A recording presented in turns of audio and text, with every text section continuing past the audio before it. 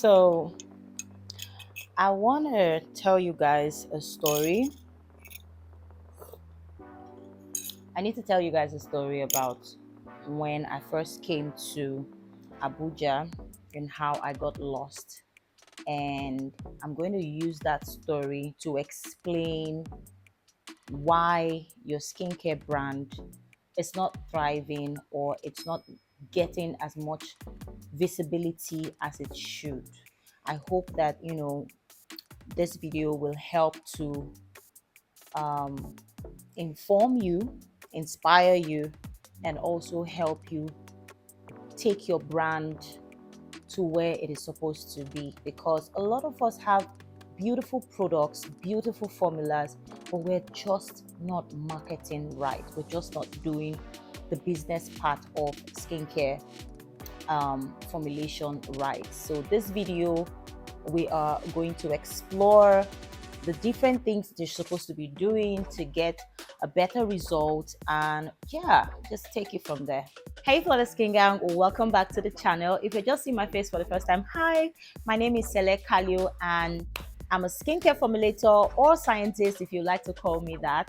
And I'm also your business mentor, helping people like you create safe, effective and unique skincare products that stand out in the industry.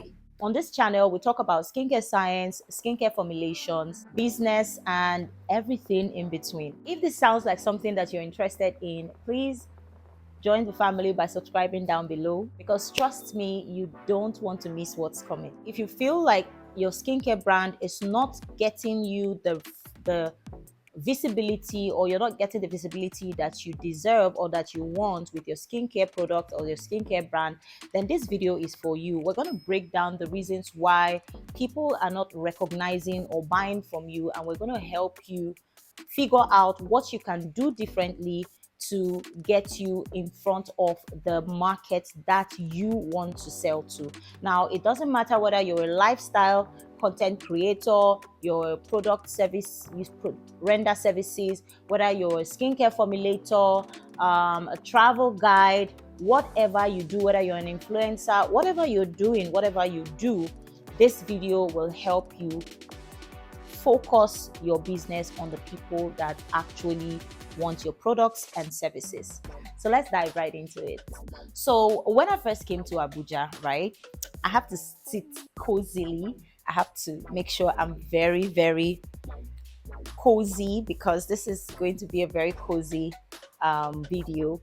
And if you guys love this setting, away from my room, if you guys love this setting, let me know in the comment section so that we can start making other contents using. I have some very beautiful areas in my house that we can use as our set. I'm going to probably do a video on that and show you guys. But we have very beautiful settings, like I'm going to do a video, so let me not deviate.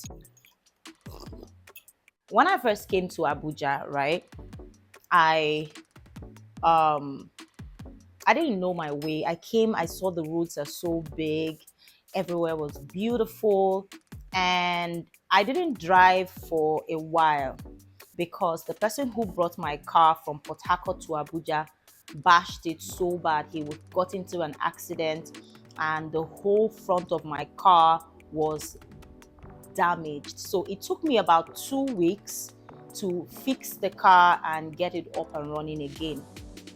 Now, within these 2 weeks, remember, I'm with my child alone in a city that I don't have.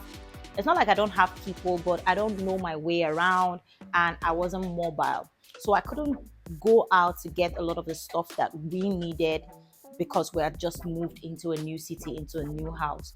So when the car eventually came out, I told Brian, okay, we need to get this, we need to register you in a school. And also we went out using my phone and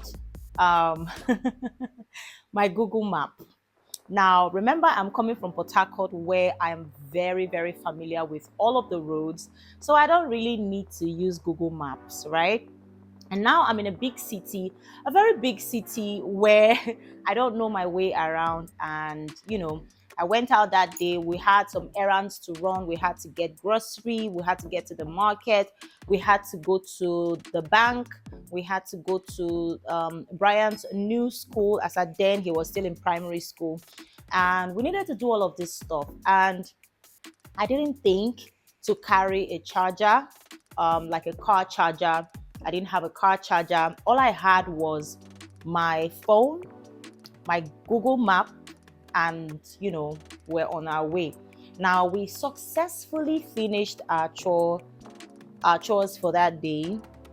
We went to all of the places that we're supposed to go to, and then it was time to get back home.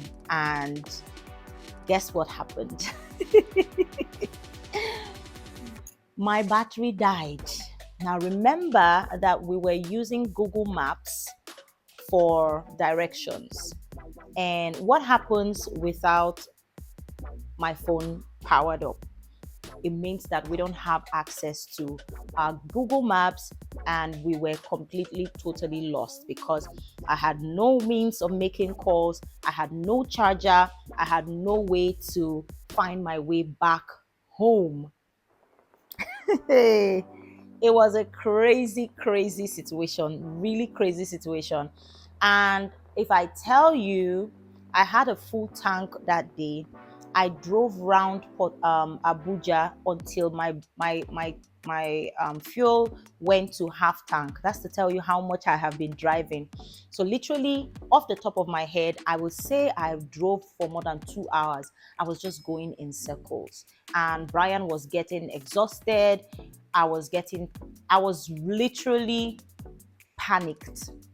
Yes, there are signs, and the sign will say, the sign will show you go this way to get to Lugbe. At the time, I was living in Lugbe, and I would go there. I would find myself in a totally different scenario. And let's not forget that everywhere in Abuja has similar looks. Like all of the junctions, all of the flyovers, everywhere literally looks the same. So I was lost. We were lost. And we kept driving in circle, driving like that until my little child, my Brian, who was at the time, he was 7 or 8 years old, I think, around then. Brian goes, "Mommy, why don't we use a bike? Why don't we tell an Okada man to lead us to that big gate?" The big gate he was referring to was the city gate. If you've been to Abuja before, when you're coming from the airport, there's a big sign that says "Welcome to Abuja." We call it the city gate. So I knew that if I am able to get to the city gate, I will find my way back home, right? So when Brian made that suggestion, I was like, yo, I should have thought of this earlier. So we called the bike and told the bike that we needed to get to city gate, but we can't find our way. So he needs to lead us to the city gate. And he told us the price. As at that time, he told me 1,000. I didn't bother. I just told him no problem. And then he led us to the city gate. And if I tell you, like, let me just tell you guys, the route that he took is a route that we have circled for more than 15 times, and we still couldn't find our way. Like, it was just a slight turn and we would have found ourselves at city gate. It didn't take him up to 3 minutes and we were at city gate. That's to tell you that because we didn't understand the city, because we didn't know our way around, of course we will get lost by a slight turns like that. Do you understand? And at the end of the day, we found ourselves at the city gate and we found our way back home. Thank God for Brian, thank God for the bike, and thank God for the fuel that I had in the car, because without all of that, we would still be roaming Abuja till now. Of course not. Now, you know what the funny part is that we weren't even that lost if we had just paid attention to the signs, if we had just paid attention to, oh my God, they're taking the light. Okay, this is the burden that comes with filming with lighting. So I have to pause and wait for them to bring the light back.